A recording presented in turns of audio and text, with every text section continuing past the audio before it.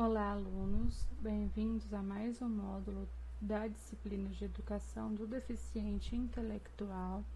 Nesse segundo módulo, os arquivos de artigos que nós vamos utilizar estarão disponíveis no módulo Arquivo do Sistema. Então, vocês podem ir até lá e baixar o arquivo, que são esses dois arquivos, são dois artigos sobre as teorias sobre deficiência intelectual. A gente vai falar de modelo social e modelo médico e vamos também falar um pouquinho sobre Vygotsky e Piaget. Então, começando, o modelo social de abordagem da deficiência foi precedido pelo modelo médico. Para essa visão estritamente médica, a pessoa com deficiência é que deve se normalizar o tanto quanto possível, para que a vida em sociedade, na medida do possível, seja reabilitada, para se assemelhar às demais pessoas e ter vivências válidas e que eles sejam capazes. Então, no modelo médico, a problemática da deficiência é estritamente do indivíduo. O indivíduo portador da deficiência precisa se adaptar.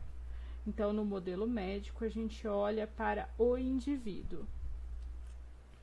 Então, de acordo com a Organização Mundial da Saúde, atualmente coexistem dois modelos de compreensão da deficiência, o modelo médico e o modelo social. Para o primeiro modelo, a incapacidade é um problema da pessoa, causada diretamente pela doença, pelo trauma, pelo problema de saúde que requer uma assistência médica, sobre o formato individual. Como eu acabei de dizer, totalmente focado no indivíduo, como se o problema fosse só dele. O segundo modelo, por sua vez, compreende a incapacidade de como a sociedade se relaciona com esse indivíduo, como ela se expressa com essa pessoa. É o resultado de uma relação complexa entre a condição de saúde do indivíduo e os fatores pessoais que ele tem, né, dentro dessas condições e os fatores externos que representam as circunstâncias em qual esse indivíduo vive na sociedade. Como essa sociedade interage com esse indivíduo. Então, não se trata nesse modelo social, de algo inerente do próprio sujeito, mas diz respeito também às condições sociais em que ele vive, que devem promover, assim, um ambiente, nessa perspectiva, de reestruturação, que permita a inclusão dessa pessoa na vida social. E a promoção de mudanças sociais é uma questão ideológica e política. Assim, a sociedade deve providenciar meios para que haja condições de que a pessoa com deficiência seja incluída. Vocês vão perceberem que nesse módulo a gente vai falar dos dois, porém a perspectiva de foco inclusivo, que é o que o curso tem, a gente vai voltar muito mais para o modelo social de visão da deficiência.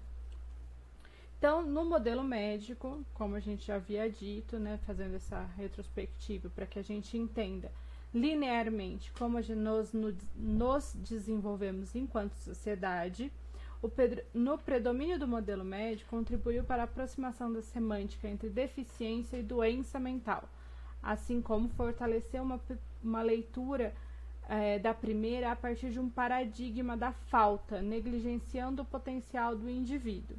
Não obstante, as várias tentativas para nomear a deficiência intelectual foi imprecisa, foi complexa e muitas vezes associada à loucura, que é atravessada por associações e representações negativas, como a gente viu nos textos, né?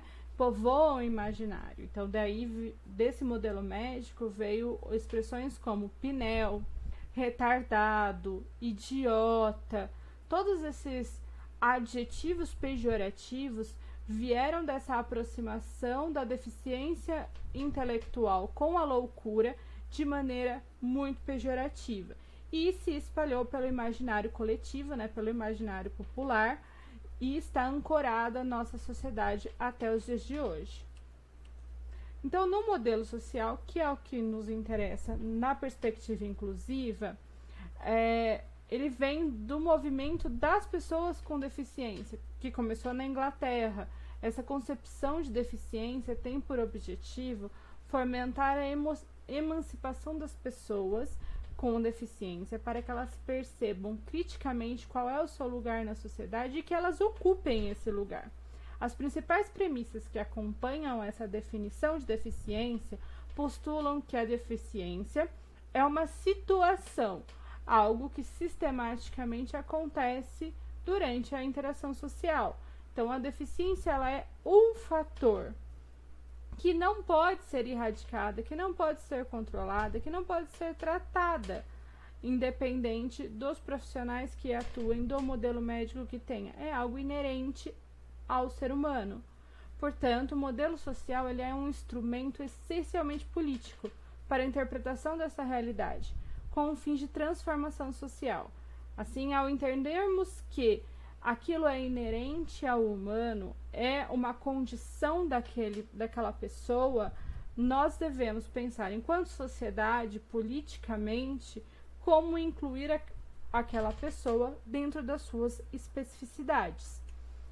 E aí a gente tem dois psicólogos, né, duas teorias psicológicas de desenvolvimento, que é o Piaget e o Vygotsky, que vão aproximar isso que a gente falou do modelo médico e do modelo social para as relações de aprendizagem dentro da escola. Então, o Piaget afirmava que as aptidões intelectuais acompanham o desenvolvimento orgânico, ou seja, você precisa se desenvolver biologicamente para depois se desenvolver intelectualmente e ser capaz de aprender. O psicólogo argumentava que o aprendizado não se subordina totalmente às estruturas intelectuais da criança.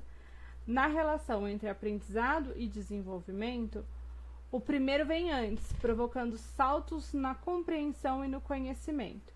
Então, o Piaget ele vai falar dos saltos de desenvolvimento da criança, que se a criança não alcançar esses saltos de desenvolvimento biológico, a aprendizagem dela não pode andar sozinha. Ela não vai ter aptidões intelectuais se ela não tiver desenvolvimento orgânico. Em outras palavras, então, por um lado, Piaget sugeria que o professor esperasse até que o estudante estivesse pronto para avançar no processo de aprendizagem. Então, que na teoria do Piaget, muito próxima do modelo médico, era esse, que a criança precisava se desenvolver organicamente e que o professor deveria esperar ou entender em que fase do desenvolvimento aquela criança estava para que ele pudesse criar os processos de aprendizagem. Em contrapartida, temos Vygotsky, que não concorda com isso. Para Vygotsky, a condição humana não é dada pela natureza, mas construída ao longo de um processo histórico-cultural, pautadas nas interações entre o homem e o meio. Ou seja, os aspectos biológicos não são determinantes. Segundo ele, o desenvolvimento de qualquer pessoa, tenha ela deficiência ou não, depende das oportunidades de aprendizagem e das relações que se estabelece. Vale mencionar que o estudioso dedicou boa parte de sua vida à observação de educação de crianças com deficiência, principalmente intelectual. Vygotsky defendia que os alunos fossem encorajados a superar suas habilidades. Para ele, estratégias pedagógicas adequadas são capazes de provocar avanços que não ocorreriam espontaneamente. Então, ao contrário do Piaget, o Vygotsky vai dizer que o meio influencia no desenvolvimento. A criança ela vai se desenvolver dependendo da estimulação do meio, dos processos a qual ela se subordinou, principalmente nas relações de aprendizagem, nas oportunidades de aprendizagem que ela teve. E aí, independente se a criança tem uma deficiência ou não. É claro que se eu estou falando de uma criança com algum tipo de deficiência, principalmente intelectual, o processo de aprendizagem dela vai ser diferente das demais crianças. Mas ela pode sim superar as suas habilidades e se desenvolver dentro do seu processo e das suas especificidades. Então, o que o professor, nesse caso, precisa entender para lidar com esse tipo de deficiência dentro da sala de aula? O professor precisa ressignificar as suas práticas e abandonar os velhos paradigmas da educação. Assim, ele pode desenvolver novas práticas pedagógicas e olhar aquele indivíduo, aquela criança, dentro das suas limitações e dentro das suas potencialidades. Então, eles também devem compreender que faz parte do seu trabalho incitar os alunos a desenvolver relações de solidariedade, respeito, flexibilidade e aceitação. Porque quando você desenvolve uma nova prática pedagógica dentro da sala de aula, você não está só beneficiando o aluno com deficiência, você está beneficiando toda aquela classe a se desenvolver enquanto sociedade mais flexível, mais respeitosa, mais solidária à deficiência, para que a gente possa promover transformações políticas no futuro na perspectiva da inclusão. E aí o professor precisa, para conseguir fazer isso, uma formação inicial e continuada que enalteça as diferenças como um aspecto positivo do processo educativo. Então, a diferença faz parte do processo educativo. E muito mais do que fazer parte, ela pulsiona o processo educativo. Então, a deficiência ela não é mais vista como uma característica da pessoa, mas sim da sociedade, que não consegue se adaptar e permitir que todos, independentemente das eventuais limitações físicas, intelectuais, sensoriais ou mental, exerçam seus direitos e deveres com o maior grau de autonomia possível e em condições de igualdade com os demais. Ou seja, o problema está na sociedade, que não possui os meios, serviços e instrumentos adequados para que todas as pessoas sejam consideradas incluídas. Então, no modelo social, que é um modelo que a educação inclusiva defende, o problema está na sociedade, como se transforma a sociedade com educação, a partir da base, mostrando que, independente das características, todos temos condições de nos desenvolver enquanto sujeitos sociais. Certo? Essa é a aula de hoje. Muito obrigada e bons estudos.